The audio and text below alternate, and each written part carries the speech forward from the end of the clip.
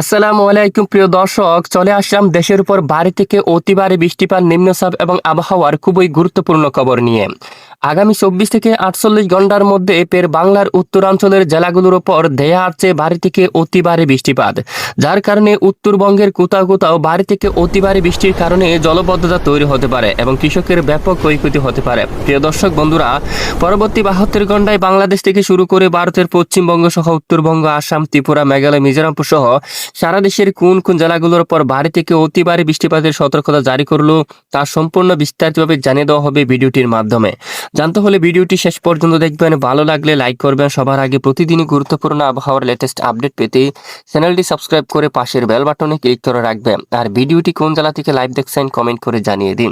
এই মুহূর্তে সরাসরি আমরা বাংলার উপগ্রহ স্যাটেলাইট ইমেজের পর চলে আসলাম। ঘূর্ণিঝড় মন্তা 130 কিলোমিটার বেগে আঘাত এনেছে ভারতের উপকূলীয় অঞ্চলে। এখনো পর্যন্ত মধ্য ভারতে লঘুচাপ আকার তাণ্ডব চলাছে এবং ভারী থেকে অতি ভারী বৃষ্টিপাত হচ্ছে। এই ঘূর্ণিঝড় মন্তা ধীরে ধীরে উত্তর দিকে অগ্রসর হয়ে এবং পূর্ব দিকে বাঁক নিয়ে সরাসরি বাংলার উপর আসতে পড়তে পারে, যার কারণে বাংলার উত্তরাঞ্চলে ভারী থেকে অতি ভারী বৃষ্টিপাতের সতর্কতা জারি করা হচ্ছে। আগামী শুক্রবার 31 অক্টোবর থেকে শনিবার 1 নভেম্বর নাগাদ বাংলার বেশ কিছু জেলাগুলোর উপর মাঝারি থেকে ভারী বৃষ্টিপাতের দুঃসংবাদ জারি করা হয়েছে।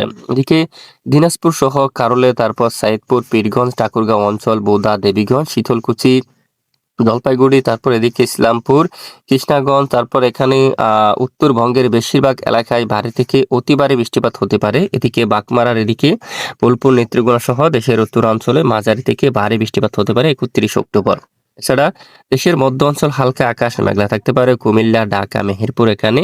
আর এদিকে খুলনা, বরিশাল, চট্টগ্রাম বিভাগের আকাশে প্রায় একেবারে আংশিক মেঘলা সহ পরিষ্কার থাকতে পারে। এবং শনিবার 1 নভেম্বর নাগাদ আবারও উত্তরাঞ্চলে ধেয়ে আসতে পারে ভারী থেকে অতি ভারী বৃষ্টিপাত। তখন কিন্তু এদিকে নবাবগঞ্জ, জাঙ্গিপুর, আজিমগঞ্জ, তারপর রয়েছে বেরামপুর এবং বেলডাঙ্গা, কারিমপুর, দুমকাল, তারপর রাজশাহী, পুটিয়া, মহদেবপুর এখানে এখানে রয়েছে মহানপুর, গোমস্তাপুর, তারপর পোরশা, পাটনিটোলা এই এলাকায় মাঝারি থেকে ভারী বৃষ্টিপাতের সম্ভাবনা রয়েছে। বালুরঘাট, পঞ্চগড় এবং এখানে বিরামপুর, পীরগঞ্জ এবং রংপুর, সাইদপুর এলাকায় বৃষ্টিপাত হতে পারে। দিনাজপুর, কারলে, তারপর পীরগঞ্জ, ঠাকুরগাঁও, বোদা, দেবীগঞ্জ এবং এদিকে রয়েছে পঞ্চগড় এবং ইসলামপুর, তারপর রয়েছে এখানে উত্তরবঙ্গের যে শিলিগুড়ির উপর এবং জলপাইগুড়ি, ধূপগুড়ি, উদলাবাড়ি এই এলাকায় ভারী থেকে অতি ভারী বৃষ্টিপাত হতে পারে। প্রায় ঘন্টায় 75 মিলিমিটার পর্যন্ত ভারী বৃষ্টিপাতের সতর্কতা রয়েছে। এবং এদিকে কোলাপাড়া, গুয়াহাটি, আসাম, মেঘালয় এখানেও কিন্তু বৃষ্টিপাতের সতর্কতা রয়েছে। আগামী শনিবার 1 নভেম্বর নাগাদ বাংলার উত্তরাঞ্চলে ভারী বৃষ্টিপাতের সম্ভাবনা। পাশাপাশি